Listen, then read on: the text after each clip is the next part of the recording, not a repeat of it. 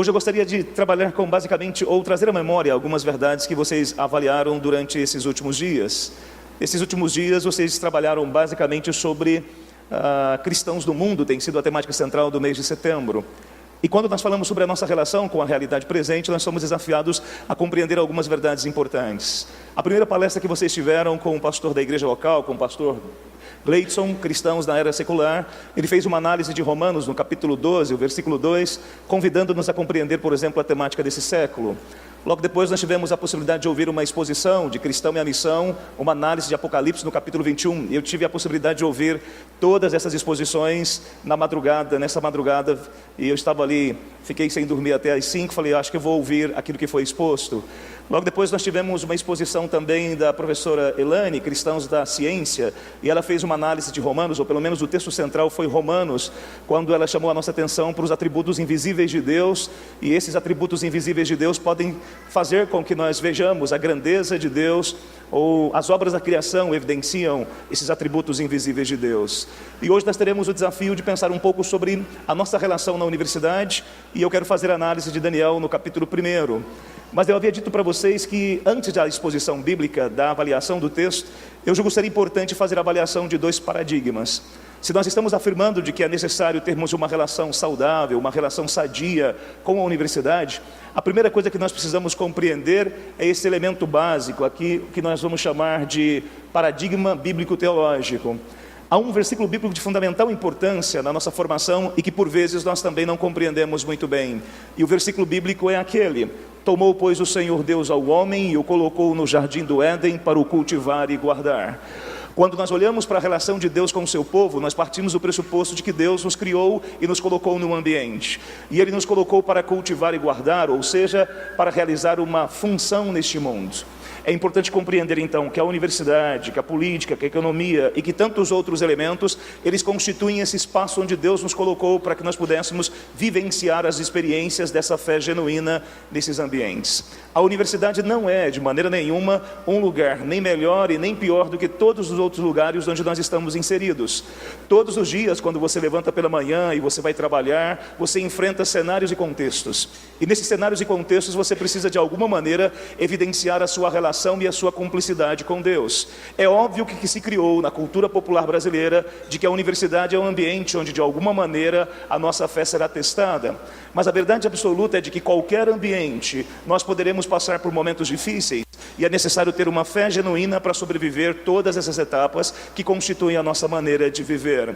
Há um livro de um autor chamado Gerhard von Groningen, Criação e Consumação, que ele trabalha basicamente sobre isso, sobre a ideia de Deus nos colocar no jardim para cultivar e para guardar. Logo depois, o segundo paradigma que eu gostaria de trabalhar com vocês é o paradigma histórico-filosófico. Nós estamos olhando para a universidade. E na maioria das vezes, quando nós olhamos para a universidade, nós sempre partimos do pressuposto de que a universidade ela foi uma criação do período iluminista, ou uma criação do iluminismo. Mas, na verdade, as universidades nascem durante a Idade Média. E poucas pessoas conseguem compreender que a Idade Média foi um período de produção de conhecimento. Nós ouvimos durante um bom tempo que a Idade Média era a era das trevas, a era do obscurantismo. E essa perspectiva não é uma boa perspectiva, não é uma boa visão. Nós partimos do pressuposto de que a Idade Média foi um período de produção do conhecimento. Porque aqueles homens que eram tocados pela verdade do Evangelho e que tinham compromisso com o cristianismo, eles partiam da ideia de que para conhecer Deus ou para ter uma relação de cumplicidade com Deus, era necessário então amar o conhecimento. O conhecimento como um campo importante na transformação da realidade. O conhecimento como elemento transformador de todas as estruturas que acontecem todos os dias. E eu trago uma citação do Jacques Legoff.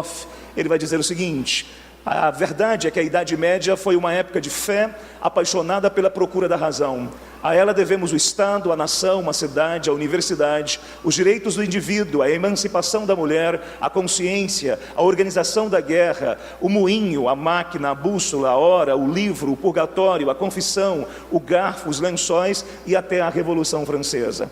Então nós estamos partindo do pressuposto de que todas as coisas que hoje nós olhamos e que temos uma noção acerca do significado delas, elas nascem nesse período em que supostamente algumas pessoas afirmam que foi um período de obscurantismo. E não foi um período de obscurantismo, foi um período de conhecimento. Foi um período em que as pessoas estavam interessadas em dizer que Deus, Ele é absolutamente supremo sobre todas as coisas, inclusive sobre o pensamento. Portanto, quando nós nos reunimos essa noite para celebrarmos a Deus com o nosso coração, nós partimos do pressuposto de que Deus nos criou segundo a sua imagem e semelhança. E essa habilidade que Deus nos deu, que é a habilidade de pensar, nos faz viver nesse tempo tendo uma relação de significados, uma relação transformadora com esse mundo maravilhoso que foi feito por Deus e que é o palco da sua glória, onde nós comemos, bebemos, vivemos, cantamos e encontramos uma variedade de pessoas que constituem a nossa maneira de ser e de pensar. A universidade é apenas um campo onde a glória de Deus poderá ser vista através do comportamento e das ações, das pesquisas e da vida de homens e de mulheres transformados pelo Evangelho. Universidade é tempo, é caminho, é espaço de Deus, e nós podemos participar desse movimento. A minha relação com a universidade nesses últimos quase 10, 12 anos sempre foi uma relação muito tranquila. Eu sei que na maioria das vezes nós ouvimos uma série de histórias dizendo que a universidade é um ambiente onde as pessoas abandonam a fé, é um ambiente onde as pessoas não conseguem viver ou sobreviver, mas a minha experiência, diferente daquilo que tem acontecido, tem sido uma boa experiência. E não é porque eu sou mais religioso do que você, ou porque eu tenho uma espiritualidade melhor do que a tua, mas porque de alguma maneira na jornada cristã é necessário compreender alguns elementos que nos faltam. Eu acho que às vezes quando nós estamos dentro da universidade, nós queremos de alguma maneira conjugar a vida a partir de rigores absolutamente bíblicos, quando na verdade o campo de argumentação é um tanto quanto diferente.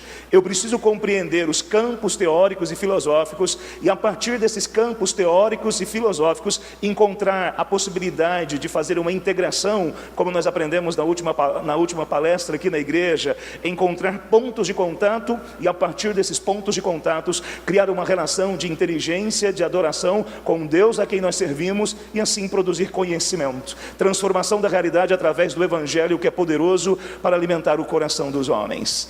Dessa maneira, nós temos a chance então de pensar um pouco sobre esse tema que nós somos desafiados nessa noite. Cristãos da universidade, e eu quero trabalhar com estudo de caso. Daniel e os seus amigos, o papel da cosmovisão.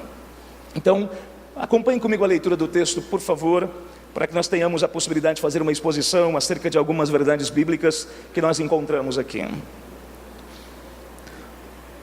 No ano 3º do reinado de Jeoaquim, rei de Judá, veio Nabucodonosor, rei da Babilônia, a Jerusalém e a sitiou. O Senhor lhe entregou nas mãos a Jeoaquim, rei de Judá, e alguns dos utensílios da casa de Deus. A estes levou-os para a terra de Sinar, para a casa do seu Deus, e o pôs na casa do tesouro do seu Deus.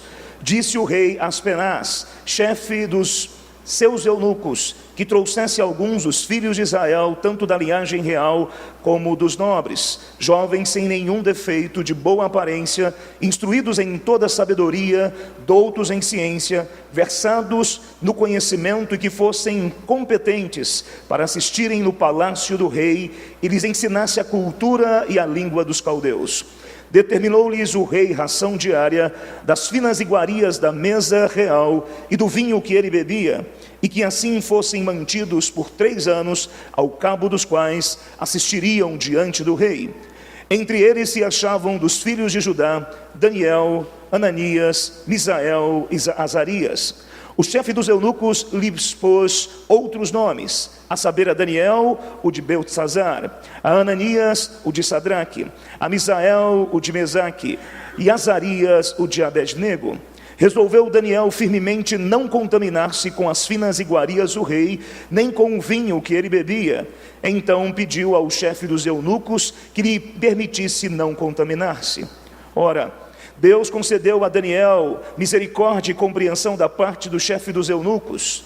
Disse o chefe dos eunucos a Daniel: tenho medo do meu senhor, o rei, que determinou a vossa comida e a vossa bebida, porque, pois, veria ele o vosso rosto mais abatido do que os outros jovens da vossa idade? Assim poríeis em perigo a minha cabeça para com o rei.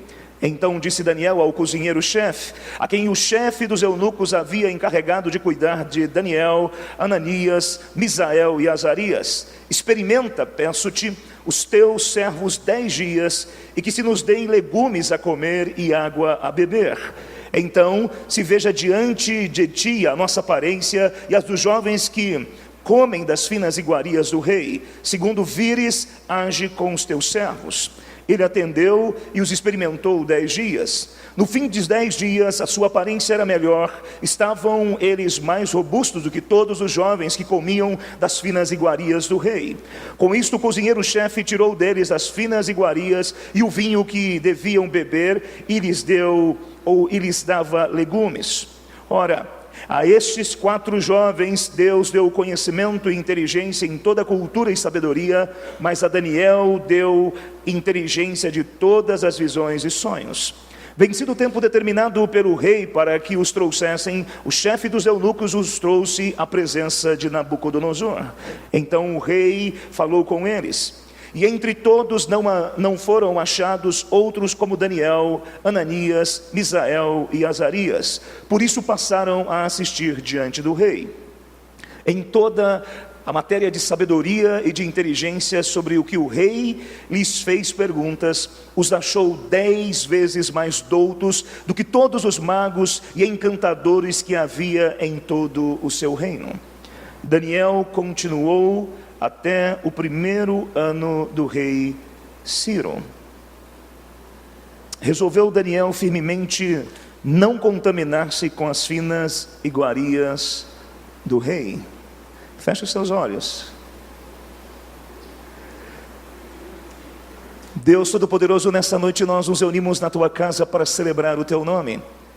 E nós somos gratos a ti porque o Senhor tem levantado uma geração de homens e de mulheres que temem o teu nome sobre todos os nomes. E nós rogamos que o teu Espírito esteja iluminando a nossa vida e o nosso coração, a fim de que as nossas histórias sejam completamente conduzidas pelo poder do Espírito, pelo conhecimento da tua palavra e por tantas coisas boas e maravilhosas que o Senhor ainda há de fazer em nosso coração. Obrigado pela história dessa igreja, pela vida do seu pastor, dos seus presbíteros e de todos os líderes que fazem parte dessa jornada. Homens e mulheres que lutam todos os dias para fazer a tua vontade e que tentam de todas as formas fazer o teu querer. Permita-nos conhecer um pouco mais a tua palavra. Nós reconhecemos os nossos medos, os nossos erros, as nossas falhas. E rogamos que o teu Espírito esteja iluminando-nos e transformando-nos à medida em que formos conhecendo um pouco mais a grandeza do teu amor. Pedimos a ação do Espírito Santo, porque Ele é o mestre por excelência da tua palavra, aquele que transforma os nossos corações e nos permite crescer a cada momento e a cada instante. Perdoa os nossos pecados, alimenta os nossos sonhos, transforme o nosso caráter e faça-nos compreender a grandeza do teu poder, em nome e por amor de Jesus. Amém e amém.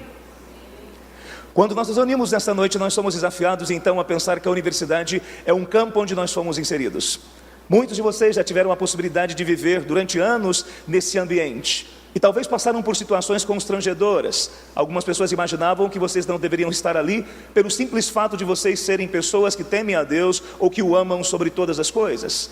Mas é muito importante compreender que quando Deus nos fez, Ele nos fez com a capacidade de pensar. E todas as coisas que nós contemplamos desse ambiente são resultados da produção do conhecimento humano. Deus nos criou segundo a sua imagem e semelhança.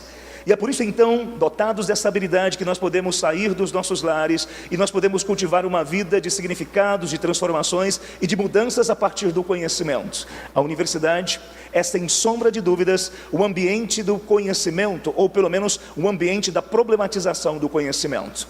Deus nos permite viver essas etapas da vida a fim de que as pessoas percebam que o nosso evangelho não é um evangelho alienado, mas um evangelho que tem a capacidade de produzir pessoas capazes, inteligentes, razoáveis, que conseguem de alguma maneira produzir conhecimento dentro da estrutura do nosso país.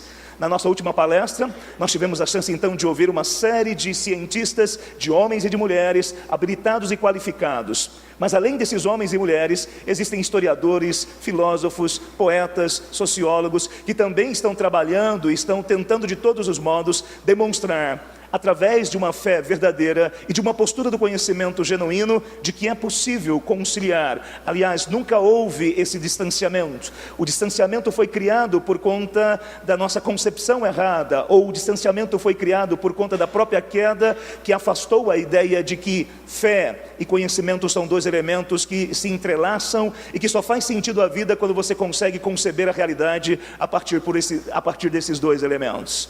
Hoje nós temos a possibilidade de pensar um pouco sobre esse elemento central, que é olhar para a universidade como um ambiente importante. Mas eu gostaria que você pudesse pensar um pouco sobre a história desses três, ou sobre a história dessas 4 pessoas, sobre a história de Daniel e os seus amigos, e compreender que o conjunto de crenças que habitava no coração daqueles jovens foi determinante para o modo como eles lidaram com aquelas coisas. Quando nós falamos sobre conjunto de crenças, nós estamos falando sobre cosmovisão. Eu vou cometer hoje um anacronismo, porque eu estou trabalhando com um conceito que vai nascer basicamente no nosso tempo presente e tentar aplicá-lo para uma realidade quando esse conceito, esse termo ainda não existia. Mas o que eu quero chamar a tua atenção para essa noite é que Daniel e os seus amigos, eles tinham crenças, e essas crenças foram determinantes no modo como eles se relacionaram com o ambiente onde eles estavam inseridos. A pergunta central nessa noite é: quando nós falamos sobre cosmovisão, qual é o seu significado? Como é que nós podemos compreender essa palavra? E nós temos tantos termos ou tantas possibilidades de compreender a significação ou o significado deles. Eu trago o primeiro significado de Albert Alters. Ele vai dizer o seguinte: o termo cosmovisão veio da língua inglesa, cujo significado é percepção de mundo, ponto de vista, concepção da realidade e pressupostos. Um sinônimo aceitável é perspectiva de vida, visão confessional e, de modo mais prático, a nossa visão de mundo. É possível falar ou interpretar como conjunto de princípios ou ideias de uma pessoa. Deste modo, cosmovisão pode ser definida como as crenças básicas de alguém ou de uma pessoa diante de todas as coisas. Quando nós nos reunimos nessa noite para celebrarmos a Deus, é muito importante compreender que muitas pessoas possuem crenças, ou seja, elas guiam os seus sonhos a partir de elementos básicos que fazem delas sujeitos que conseguem pensar acerca de coisas que acontecem todos os dias. O teu colega da universidade, o teu colega da escola ou o teu vizinho, todos eles são constituídos de crenças básicas, e essas crenças definem o modo como nós lidamos com todas as coisas. Aliás, todas as coisas que nós temos na sociedade são frutos dessas crenças, frutos dessas visões, frutos desses pressupostos. Se você olhar para os desenhos animados, para a literatura produzida em todos os cenários, você pode poder encontrar de alguma maneira essas crenças básicas. Isso me faz lembrar, por exemplo, basicamente um elemento básico que aconteceu há muitos anos na minha vida, quando eu tinha cerca de 10 anos. Mas falar sobre crenças básicas, eu preciso indicar esses livros para vocês. O primeiro deles, do Philip Heineken, Cosmovisão. O segundo dele, Introdução à Cosmovisão Cristã, do Michael Gorin e do Greg Bartholomew. E logo depois, Dando Nome ao Elefante, do James Starr. São 3 livros que você pode de alguma maneira lançar os seus olhos para compreender um pouco o que são crenças básicas ou cosmovisão. Mas como eu havia falado para você, há muitos anos atrás, quando eu tinha cerca de 10 anos, eu tive a possibilidade de ouvir essa música e cantá-la.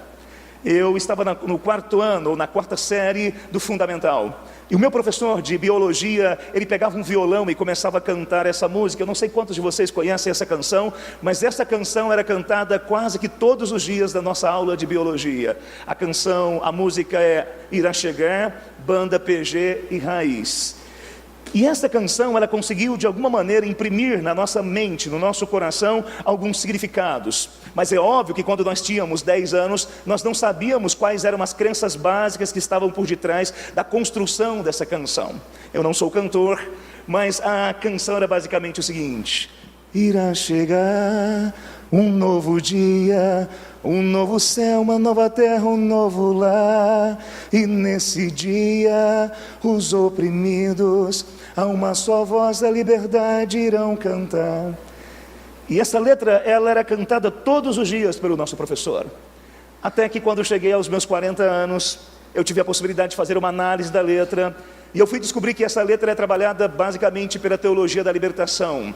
E a maioria dos teólogos da libertação, já desde a década de 80, ou no final da década de 80 e no final da década de 70, eles já conseguiam de alguma maneira pegar essas crianças na educação fundamental, no ensino médio, e eles introjetavam em suas mentes essa ideia de um novo dia, de um novo tempo, onde não haveria de maneira nenhuma essa desigualdade social que existe na sociedade, onde o mundo seria guiado pela irmandade. Mas não é irmandade na concepção cristã, não é irmandade de acordo com os nossos ideais ou de acordo com os ideais do Cristo, mas é irmandade que nasce de uma perspectiva socialista, marxista, é irmandade que é evocada pelo comunismo de acordo com a sua teoria. Mas durante muitos anos nós cantávamos essas canções, e é óbvio que aos 10 anos nós não tínhamos consciência de quais eram as crenças básicas ou a cosmovisão que estava por detrás dessa canção. O certo é de que eu aprendi a canção, e agora eu posso olhar para essa canção e compreender que existem elementos importantes na letra. Nós não podemos imaginar que porque há uma cosmovisão diferente da nossa, que essa cosmovisão não consiga perceber a realidade. É possível ressignificar conceitos, é possível ressignificar paradigmas, é possível dar uma outra visão para coisas que acontecem todos os dias. Eu concordo com isso. Irá chegar um novo dia, um novo céu, uma nova terra, um novo mar, e nesse dia os oprimidos a uma só voz, a liberdade irão cantar. Eu creio que essa perspectiva pode ser vista sob um ponto de vista bíblico escatológico, não sob um ponto de vista de que a economia ela é suficiente para redimir a alma humana, ou de que qualquer outro elemento fora do Cristo possa redimir a vida humana. Mas é importante compreender que esse é um exemplo de cosmovisão, esse é um exemplo de crenças básicas que podem estar influenciando o nosso comportamento e a nossa maneira de pensar. Eu sou apaixonado pelos Simpsons. Durante um bom tempo eu assisti essa série desses desenhos animados. Algumas pessoas mais religiosas, mais fundamentalistas e mais tradicionalistas imaginam que os Simpsons são extremamente, não é importante. Na verdade, são cerca de 12 a 17 filósofos norte-americanos que escrevem o enredo daquele desenho. E numa dessas fases, ou num desses episódios, o Homer, que é o pai, ele chegou na sua esposa. E ao olhar para sua esposa, o Homer disse: Marge, nós não vamos mais à igreja. E nós não vamos mais à igreja porque eles acreditam em um livro antigo e absolutamente ultrapassado. Essa é a crença do Homer, são as crenças básicas que constituem o modo como Homer Simpson pensa a realidade. Aliás, todos os dias, quando nós ouvimos músicas, quando nós temos contato com uma variedade de elementos, nós vamos encontrar crenças básicas definindo comportamentos e condutas e sonhos. E nós somos desafiados por Deus a fazer uma análise de todas as coisas, a ter a capacidade, o espírito de discernimento, a iluminação do Espírito Santo para compreender que algumas coisas são boas, e sendo boas, elas possuem uma origem, sendo boas, elas possuem um ponto, uma primeira causa, sendo boas, elas vieram do próprio trono de Deus, mesmo que essas coisas não nasçam da igreja, mesmo que essas coisas não nasçam de um movimento evangélico, mesmo que essas coisas não nasçam das nossas canções, mesmo que essas coisas não nasçam da maneira como nós pensamos. É possível olhar para esse mundo e encontrar coisas fascinantes criadas por Deus, e homens incrédulos podem ser veículos de Deus para a proclamação da sabedoria de Deus. Mas nós não fomos treinados a pensar assim. Nós fomos treinados a imaginar que as coisas boas só nascem dentro e do cenário da igreja. É óbvio que as coisas boas da redenção, da salvação, da libertação da alma humana nascem do Evangelho que nos convida a ter uma nova vida. Mas conhecimento e outras coisas mais podem ser vistas na produção de tantos artistas, poetas, cantores. E o nosso desafio é de exercitar a nossa inteligência, ou a inteligência que o próprio Deus nos deu, para conjugar uma relação sadia com este mundo e com todas as coisas. Portanto, quando nós falamos sobre cosmovisão, nós estamos tentando de alguma maneira dizer que existem crenças básicas, e elas definem a nossa maneira de ser, a nossa maneira de pensar, a nossa maneira de guiar a nossa vida e o nosso coração. É assim que nós olhamos para o livro de Daniel, que vai contar basicamente uma história de um povo que deveria ter tido prazer em Deus, mas resolveu não ter prazer em Deus, resolveu construir um sonho, mas um sonho onde Deus não era o elemento central. Como muitas vezes nós também construímos sonhos e deixamos Deus de lado. Como muitas vezes nós conjugamos uma história de vida, mas nós não queremos saber o que Deus pensa acerca dessa história de vida, mas nós queremos viver de acordo com o nosso desejo, de acordo com o nosso coração. E a pergunta central é: o que esse livro fala? Ele fala do sofrimento à redenção. Durante anos Deus disse: é necessário que vocês me amem, mas o seu povo não quis amá-lo. E Deus mesmo prometeu: eu trarei sobre vocês o julgamento final. Eu trarei sobre a vida de vocês a manifestação do meu poder. Eu tenho tentado amá-los, eu tenho tentado de todos os modos fazer com que vocês compreendam que a vida só tem sentido e significado quando conjugada perto de mim. Mas vocês insistem em dizer que a vida só tem significado e sentido a partir de vocês mesmos. Então eu vou mostrar de fato e de verdade a grandeza do meu poder. Vocês confiam em reis humanos? Vocês confiam em alianças políticas? E eu vou utilizar um rei pagão para massacrar o orgulho de vocês, e vou utilizar um outro rei pagão para libertar vocês. Ele vai utilizar a história de Nabucodonosor para manifestar a sua justiça, e ao mesmo tempo ele vai utilizar a história de Ciro para manifestar o seu amor. Percebam, quando Deus rege a história, Ele utiliza quem Ele quer. É óbvio que todos nós queremos que a nossa política ela seja uma política absolutamente correta. Nós queremos que bons candidatos estejam guiando a história do nosso país, mas é muito importante compreender que se Deus quiser utilizar candidatos incrédulos, incapazes de compreender o que é o Evangelho, Ele vai utilizar para cumprir a sua glória, o seu poder e o seu projeto sobre a nossa vida. E se o nosso país necessita de um governo mau para conhecer quem de fato Deus é, a sua grandeza e a sua misericórdia, nós passaremos por isso. É óbvio que o nosso papel como igreja é orar, é interceder, é tentar de todos os modos rogar que Deus coloque homens justos, homens íntegros, mas nem sempre Deus vai permitir que homens justos e íntegros conduzam a história do nosso país. E se não existir homens justos e íntegros, existirá a igreja justificada pelo sangue de Jesus, comprada pelo sangue de Jesus, para pagar o preço de amá-lo e de viver aqui agora. Isso que é mais difícil compreender dentro daquilo que Deus tem definido para a história. Mas o certo é que o livro de Daniel fala um pouco sobre sofrimento e redenção, apontando para algo maior, apontando para o fato de que o sofrimento ele pode ser transformado por aquele que é redentor de toda a história, porque o livro de Daniel aponta para Cristo como aquele que é o redentor de todos os homens. Mas o que alguns autores falam sobre esse livro? Nós temos basicamente o John MacArthur, e olha só o que John MacArthur disse no passado. O livro de Daniel narra as experiências vividas pelos filhos de Deus sobre o cativeiro babilônico. Daniel e os seus amigos foram levados cativos para a Babilônia. Quando ainda eram adolescentes, talvez aos 15 anos de idade, foram retirados à força de sua nobre família de Judá. Ele, juntamente com seus 3 amigos, passou por um processo de imersão na cultura babilônica. Ali passou o restante de sua vida, 85 anos. Período em que nunca mudou o seu caráter e fidelidade. Rapidamente, por meio de nomeação real, foi elevado ao posto de estadista, mas nunca abriu mão de suas crenças, nunca abriu mão de sua cosmovisão. Não é fascinante perceber isso? Que é a narrativa de um Deus que permite que os seus filhos experimentem momentos difíceis. Meninos que são tirados de casa para ter uma nova experiência. Adolescentes que estão convocados por Deus para viver uma nova fase da sua vida, longe dos seus pais, longe dos seus líderes, longe dos seus religiosos. Mas é incrível compreender como aqueles meninos foram treinados na lei do Senhor, e como a lei de Deus, impressa na alma daqueles meninos, fez com que eles não perdessem a lógica de quem eles eram. Eles não precisaram dos seus pais sobre as suas vidas, tentando de todos os modos fazê-los orar, fazê-los terem compromisso com Deus, porque na verdade eles já tinham uma experiência real com Deus. Eles são pressionados, eles são subjugados, eles são violentados, os seus nomes estão trocados, mas eles conseguem, diante de tudo aquilo, ter um foco, revelar fidelidade. As suas crenças, a sua cosmovisão da realidade, fez com que eles compreendessem que Deus era o autor da história, e de que o próprio Deus, como autor da história, estava permitindo com que eles vivessem, experimentassem situações difíceis na jornada da vida. É dessa maneira, por exemplo, que nós podemos olhar para o capítulo 1. No capítulo 1 nós encontramos a narrativa do que aconteceu. Olhe para o versículo 1. No ano 3º do reinado de Joaquim, rei de Judá, veio Nabucodonosor, rei da Babilônia, a Jerusalém a sitiou.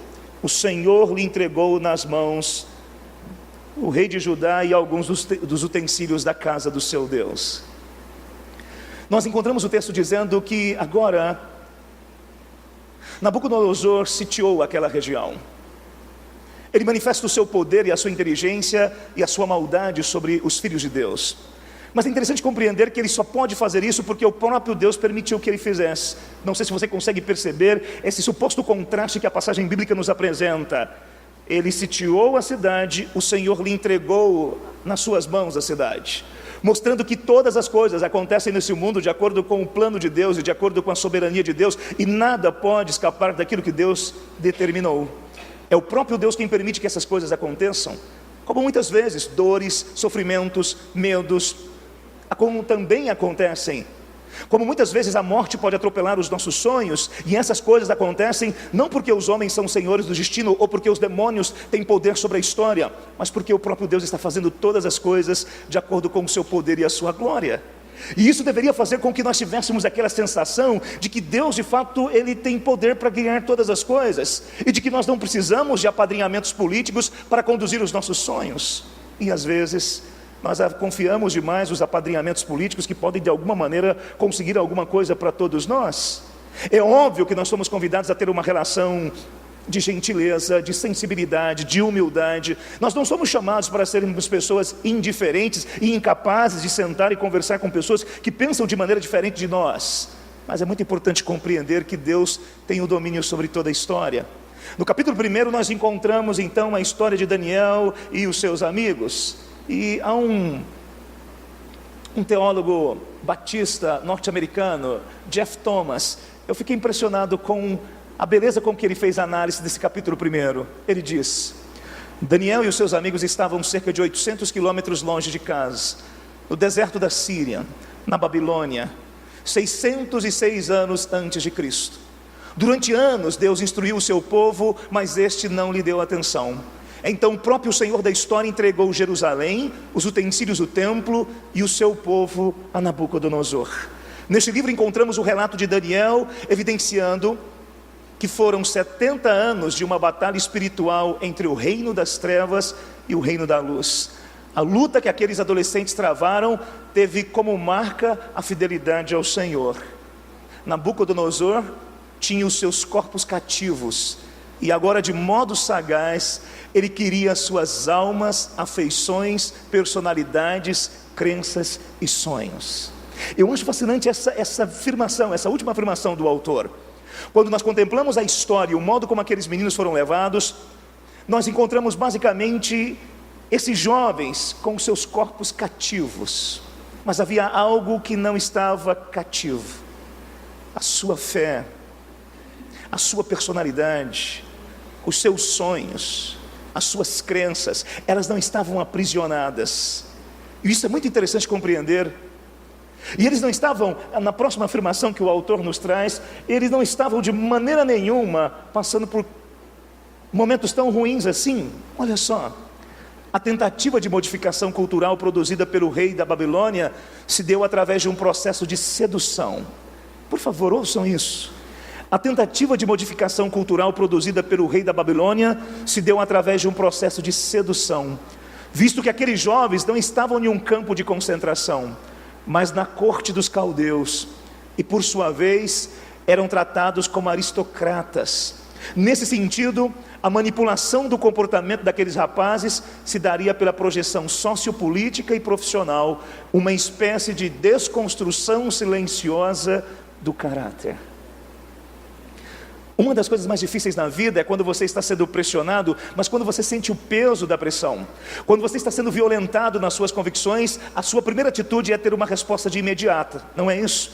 Quando alguém banaliza a sua fé, quando alguém acaba ultrajando os seus sonhos, quando você passa por uma situação extremamente vergonhosa, aquilo cria em você uma predisposição em lutar contra o inimigo que tenta de alguma maneira destruí-lo. Mas existem outras maneiras de desconstruir a nossa personalidade, o nosso caráter. Existem outros tipos de sedução. Eles não estavam num campo de concentração. Eles viviam na corte, boa alimentação, com pessoas inteligentes, com pessoas agradáveis, com pessoas que eram habilitadas, que conheciam o aramaico, a cultura dos caldeus, artistas, poetas, filósofos, sociólogos, pessoas completamente treinadas. A ideia é de que eles passariam por uma desconstrução silenciosa do caráter, não pelo envergonhamento, mas pela projeção sociopolítica e profissional. Eles se tornariam modelos, eles se tornariam pessoas singulares no seu tempo. Eu gostaria que você pudesse pensar agora nesse cenário e aplicasse ao universo do campo dos sonhos de todas as pessoas. Os nossos filhos desde pequenos são treinados a sonharem com a universidade, e eles devem sonhar com a universidade, e é importante que vocês estejam sonhando de fato, de verdade, com a universidade. Mas é muito importante compreender que a universidade, por vezes, ela também pode seguir um caminho diferente. Não apenas o caminho de tentar dizer que a tua fé é um processo de alienação, mas de tentar fazer com que você perceba o mundo a partir de um outro olhar. E ao invés de ter uma produção de ataque da sua fé, ela pode tentar seduzi-la, transformá-lo no silêncio das convicções, no silêncio dos campos teóricos, no silêncio das construções epistemológicas, no silêncio das pesquisas. Quando você tem a possibilidade de sentar no seu grupo de estudo, quando você tem a chance de fazer pesquisas e ler autores, quando o teu professor for formado em Harvard e ele domina 3, 4, 5 línguas, quando você tem um sonho de fazer e quando você tem um sonho de conquistar coisas, isso também é uma maneira de seduzir os nossos corações. E eu não estou dizendo que o fato de falar 2, 3 línguas, o fato de estudar, de que isso seja pecaminoso, de que isso seja negativo, de maneira nenhuma. Mas tome cuidado, porque essas coisas podem encantar o nosso coração e fazer com que nós percamos a noção de quem nós somos, da nossa identidade, dos nossos sonhos. É possível que o inimigo das nossas almas nos permita ter coisas, a fim de que nós estejamos, de alguma maneira, perdendo a noção de quem nós somos. É isso que estava acontecendo com aqueles jovens. E o que nós encontramos basicamente agora nesse cenário é a reação desses meninos, a reação desses adolescentes diante de tudo aquilo. Então nós podemos trabalhar com 3 verdades bíblicas especiais. A primeira verdade bíblica: a cosmovisão de Daniel e seus amigos gerou fidelidade apesar das habilidades naturais. Nós aprendemos nessa noite que cosmovisão é um conjunto de crenças. O que eu estou afirmando à luz desse texto é que esse conjunto de crenças gerou fidelidade no coração daqueles rapazes, independente ou apesar das habilidades naturais. Olha só o que o texto diz. Versículo 3. Disse o rei a Aspenaz, chefe dos seus eunucos, que trouxesse alguns dos filhos de Israel, tanto da linhagem real e dos nobres, jovens sem nenhum defeito, de boa aparência, instruídos em toda sabedoria, doutos em ciência, versados no conhecimento e que fossem competentes para assistirem no palácio do rei e lhes ensinasse a cultura e a língua dos caldeus. O que nós encontramos nesse texto é um processo seletivo. O rei determinou que fossem trazidas pessoas que tivessem habilidades especiais, pessoas que tivessem a capacidade de trabalhar naquele cenário, pessoas que tivessem a habilidade de viver naquele contexto cultural, pessoas competentes, belos, inteligentes, capazes de conviver com pessoas de uma inteligência apurada, que pudessem ler, que pudessem de alguma maneira adquirir conhecimento num processo formativo de 3 anos. Não é muito parecido com o campo da universidade? Quando supostamente nós também vamos para o campo da universidade na expectativa de crescermos, há um processo seletivo onde nós estamos inseridos.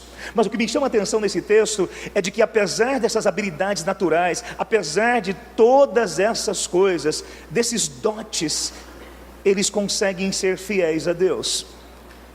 Na maioria das vezes nós vamos encontrar uma série de histórias de pessoas que foram abençoadas por Deus com uma capacidade incrível na área da música, na área da pesquisa, pessoas capazes, mas que não conseguem ter fidelidade a Deus.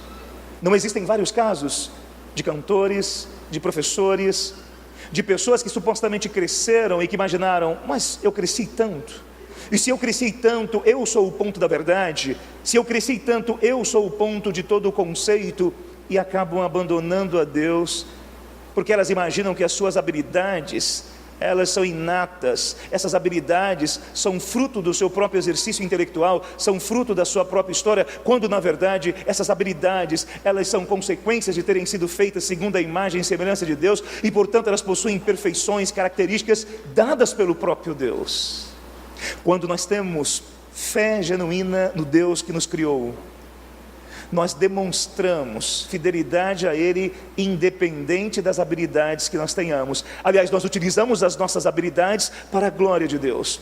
Um professor na universidade, ele precisa fazer uma pesquisa, um professor cristão na universidade, ele precisa fazer pesquisa imaginando como é que o nome de Deus pode ser exaltado sobre todos os nomes, quando eu consigo descobrir um novo cálculo, quando eu consigo descobrir um novo campo teórico, quando eu consigo descobrir um novo movimento dentro dessa estrutura. Do mesmo modo que um mecânico,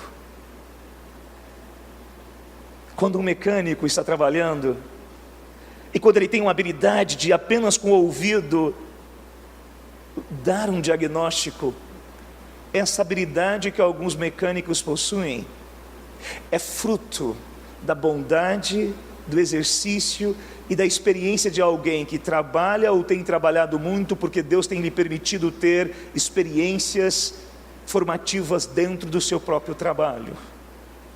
Quando nós cantamos, essa habilidade que Deus tem dado a alguns, essa capacidade de mover pessoas para a glória de Deus, essa habilidade de fazer com que as pessoas fiquem boquiabertas, quando você tem a possibilidade de ouvir uma boa música cantada, uma boa música tocada, nós utilizamos essas habilidades para a glória de Deus ou para o engrandecimento do nosso nome. E eu tenho absoluta certeza de que vocês, por terem nascido de novo e terem uma experiência real com o Evangelho, utilizam essas coisas para a glória de um Deus que é todo-poderoso, Criador e Redentor de todas as coisas. Provavelmente você é um bom engenheiro, e você deve utilizar essa sua capacidade no campo, neste campo, para a glória de Deus. Vocês possuem habilidades. Mas pastor Emerson, eu sou um homem simples, eu não tive a possibilidade de ter acesso à universidade, eu não tive a possibilidade de ter as construções que os meus outros irmãos possuem, e eu estou feliz porque eles possuem essas coisas. Eu sou um homem simples, um homem de uma inteligência prática, e é aí que está o segredo da vida. Não existe uma única espécie de inteligência, existem múltiplas inteligências que podem ser aplicadas para múltiplas necessidades. Talvez você é alguém que tem uma inteligência prática, e essa tua inteligência prática de resolver problemas, ela é extremamente importante.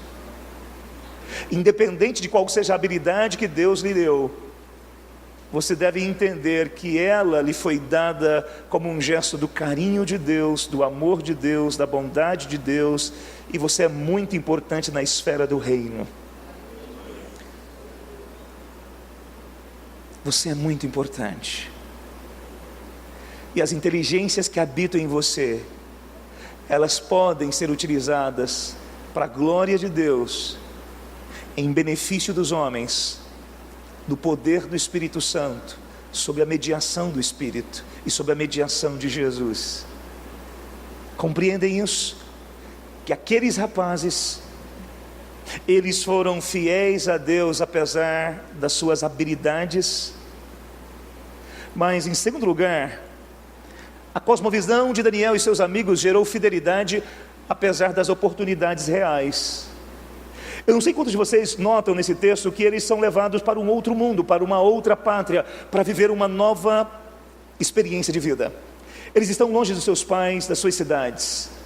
Mas é muito importante compreender que eles não estão sendo violentados pela cultura do outro. Eles vão passar por um momento de pressão, sim, mas eles estão na corte, num dos melhores locais. Os outros que foram cativos estavam sendo escravizados.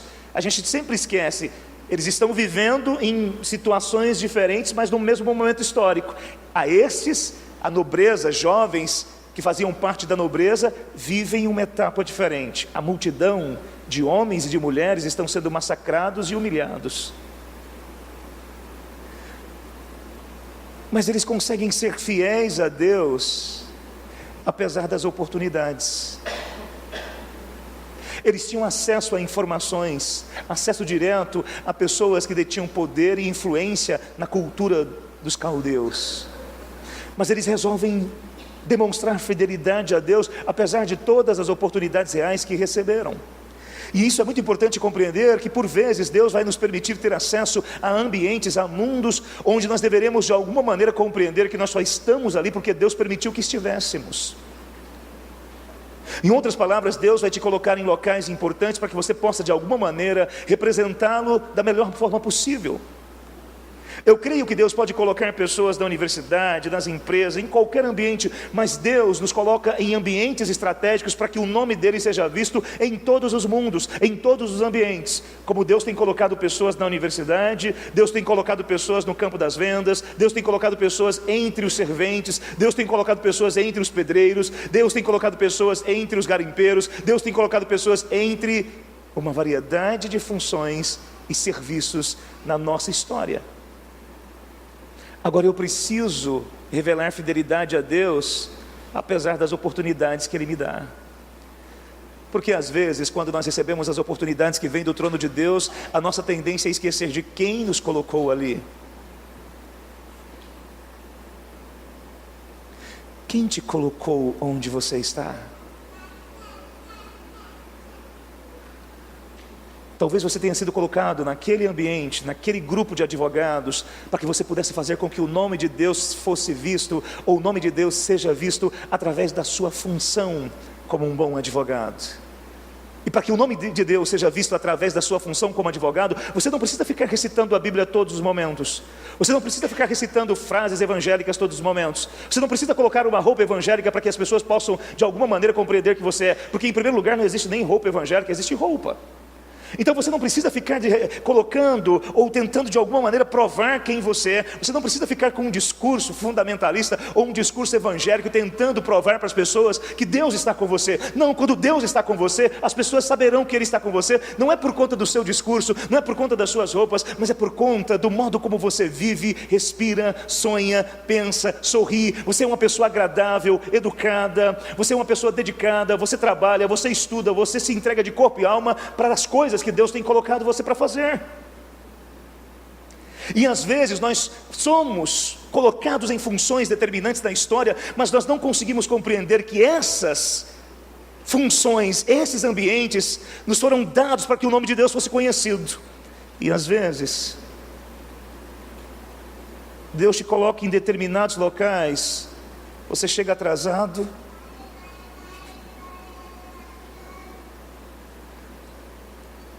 Deus te coloca em determinados locais para dar uma aula, a tua aula é muito ruim. Ele te coloca para cuidar de uma casa, mas você cuida de uma casa, se você é aquela senhora que auxilia na limpeza da casa, você faz com o seu coração amargo, dizendo: por que eu estou aqui? Eu preciso de algo melhor. E você não consegue compreender que aquilo, naquele determinado momento e para aquela circunstância, pode ser o melhor de Deus para você, porque outras coisas podem acontecer na sua vida, sim. Mas eu preciso assumir todas as coisas que Deus me dá, compreendendo de que todas elas são oportunidades reais de um Deus que me faz viver nesse mundo, compreendendo de que Ele me coloca em ambientes para que o nome dEle seja exaltado.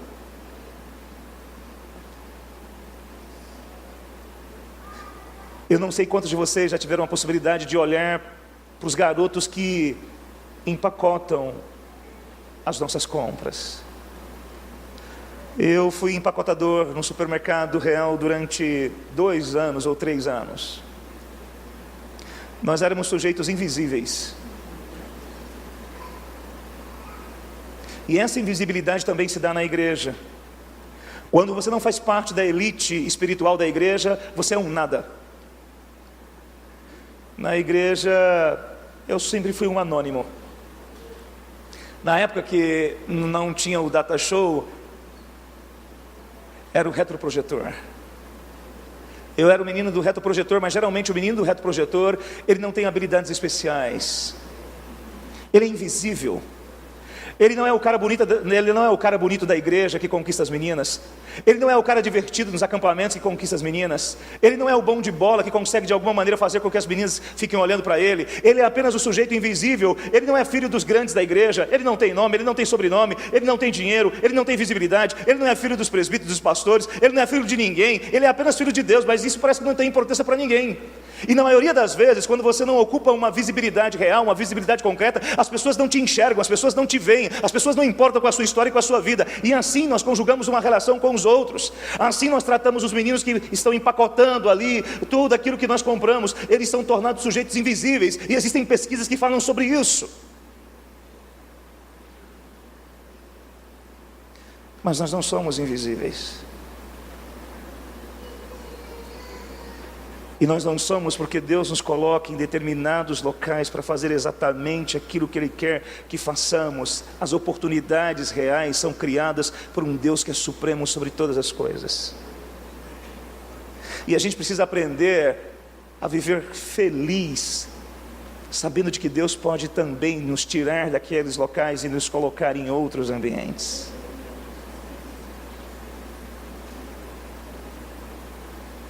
E por vezes isso desaparece do nosso coração.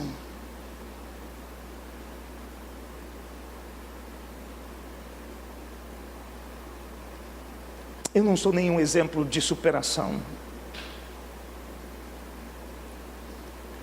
Mas eu venho de uma cidadezinha do interior. A minha experiência com o Evangelho foi aos 16 anos. Eu trabalhei durante 4 anos da minha vida plantado dentro de uma horta em Rondonópolis,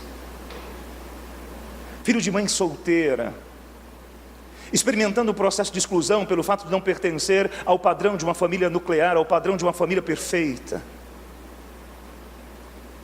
cujo maior sonho, na verdade, se resumia apenas em ter uma vida simples e comum. Mas no dia em que o Evangelho tocou o meu coração,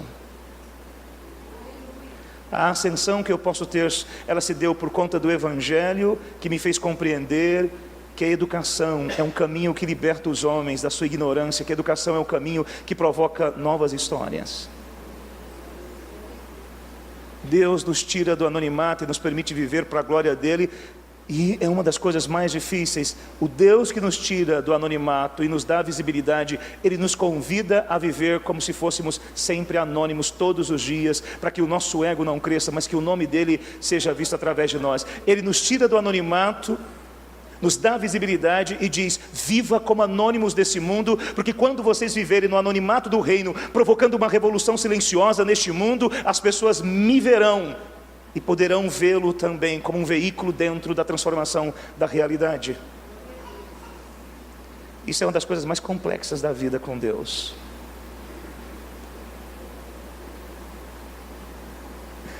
Mas mesmo não conseguindo ser o cara bonito da igreja, o divertido do acampamento, Deus ainda me abençoou com uma esposa bonita e maravilhosa. Em último lugar, para a gente ir embora, que já tomei o tempo de vocês, a cosmovisão de Daniel e seus amigos gerou fidelidade apesar das múltiplas dificuldades. Todos nós conhecemos a trajetória desses rapazes e o modo como eles estão experimentando pressões. E essas pressões podem ser vistas, por exemplo, no fato deles serem tirados do seu próprio ambiente. Eles foram criados naquele lugar, viveram ali, os seus sonhos eram traduzidos naquele ambiente específico, mas eles são tirados daquele ambiente, e isso é uma espécie de pressão, isso é uma espécie de dificuldade. Vocês que já saíram de casa sabem muito bem como é difícil abandonar a sua casa para viver em uma outra terra, longe dos seus amigos, longe da sua família, longe da sua antiga igreja. E esse processo de refazer a vida, de refazer os sonhos, de refazer a sua experiência com o local, com o ambiente histórico, isso é extremamente difícil. Mas além disso, nós encontramos a narrativa de que os seus nomes são mudados. Há um processo de modificação cultural da sua percepção de mundo. Logo depois eles são forçados a comerem, e eles vão dizer: não, nós não vamos comer. Todos esses elementos demonstram claramente as múltiplas dificuldades que eles viveram e vivenciaram durante aquele período. Mas eles resolvem firmemente não se contaminar com tudo aquilo que lhes foi dado e apresentado como um gesto de fidelidade a Deus, como um gesto de piedade, porque eles sabiam que por detrás de toda aquela estrutura de pensamento existiam campos perigosos para a sua relação com Deus e a sua relação com a sociedade. Quando nós somos cultivados pelas verdades do Evangelho, quando o Evangelho transforma o nosso coração, nós somos convidados a compreender que a vida é marcada também por múltiplas adversidades, por problemas, por situações difíceis. O fato de temermos a Deus e o amá-lo sobre todas as coisas trará como implicações básicas para a nossa vida uma série de pequenas perseguições. A universidade tem sido um desses ambientes. Mas eu não gostaria que vocês pudessem ver a universidade apenas como o ambiente. A universidade é apenas um dos espaços onde os filhos de Deus podem experimentar processos de adversidades. Adversidades nós as enfrentamos todos os dias, em todas as áreas, em todos os ambientes. O que eu quero de alguma maneira mostrar para vocês é que a universidade é um campo onde nós podemos atuar, onde nós podemos trabalhar, onde nós podemos estudar, onde nós podemos produzir conhecimento e demonstrar que o fato de ter a Deus como Senhor absoluto da nossa vida não nos impede de produzir conhecimento. É isso que eu gostaria que vocês compreendessem. Mas entendam, existem preços também.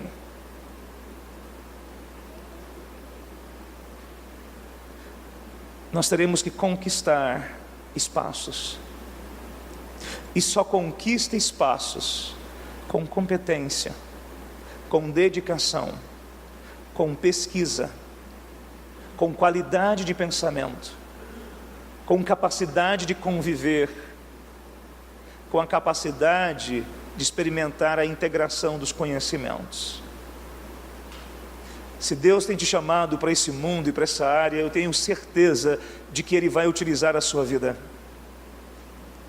Mas prepare-se para as grandes dificuldades que você pode experimentar.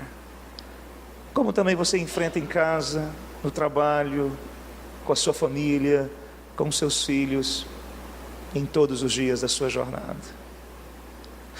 Hoje, o que nós aprendemos? Nós aprendemos sobre o papel da cosmovisão na história de Daniel e seus amigos.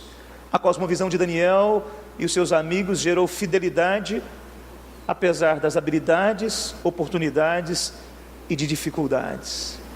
A verdadeira cosmovisão gera em nossos corações fidelidade, apesar das oportunidades, apesar das nossas habilidades e das dificuldades que nós podemos experimentar. E eu gostaria que nós pudéssemos olhar para a vida de Jesus a partir desse paradigma e desse prisma. Toda a sua história foi movida pela crença absoluta de que Ele veio fazer a vontade do Pai. E durante o exercício de fazer a vontade do Pai, realizando o seu ministério terreno, as suas habilidades naturais e divinas não lhe perderam, ou não lhe fizeram perder o foco de quem Ele era e do que Ele veio fazer. Ele veio redimir o seu povo. E é fascinante compreender que Ele teve a oportunidade, muitas vezes, de ser inflado pela sensação de que Ele era o maior. E Ele vai dizer que no reino Ele é apenas um servo que veio cumprir a vontade do seu Pai. E Ele enfrentou absolutas adversidades durante a sua vida. E a maior delas, ou uma delas, ou o clímax delas, a sua crucificação, morte e humilhação. Mas as crenças que nele existia, a convicção de quem Ele era, o ajudaram a vencer todos os limites. E as crenças que vocês possuem, as verdades que habitam em seus corações, o Deus que cria fidelidade em vocês, lhes dará força, coragem, fé, para enfrentar todas essas coisas. E juntos nós seremos cristãos no mundo, compreendendo quem nós somos, o nosso papel, e sabendo de que nós somos instrumentos e veículos para mudar a história do mundo, através da palavra poderosa e através do Evangelho. Em nome e por amor de Jesus. Amém e amém.